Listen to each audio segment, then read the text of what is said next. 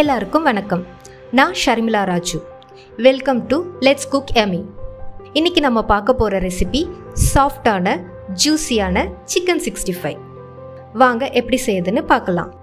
1 teaspoon Kashmiri மிளகாய் தூள், அரை டீஸ்பூன் மஞ்சத்தூள், 3/4 டீஸ்பூன் மல்லித்தூள், அரை டீஸ்பூன் உப்பு, 1 டீஸ்பூன் இஞ்சி பூண்டு பேஸ்ட், 1 டீஸ்பூன் லெமன் ஜூஸ் சேர்த்து ஒரு வாட்டி நல்லா கலந்துக்கலாம்.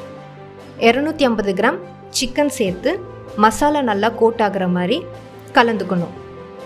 இப்போ 3/4 டீஸ்பூன் கடலை மாவு, அரை டீஸ்பூன் அரிசி மாவு, அரை டீஸ்பூன் சோம்புத்தூள், பொடியாக நறுக்கின கருவேப்பிலை கொத்தமல்லி சேர்த்து எல்லாம் நல்லா கோட் ஆகிற மாதிரி நல்லா கலந்து குறைஞ்சது 30 நிமிஷம் ஊற வைக்கணும். நல்லா ஊறினாதான் சிக்கனில் மசாலா நல்லா இறங்கும். வாணலில் எண்ணெய் ஊற்றி நல்லா சூடானதும் ஊற வச்ச சிக்கனை ஒரு பீஸாக போடணும். சேர்த்து போடக்கூடாது. போட்டால் ஒன்றோடு ஒன்று ஒட்டிக்குவோம். ஒரு பக்கம் நல்லா வெந்த அப்புறம் திருப்பி போடணும். மீடியம் ஃப்ளேமில் ஃப்ரை ஆகட்டும்.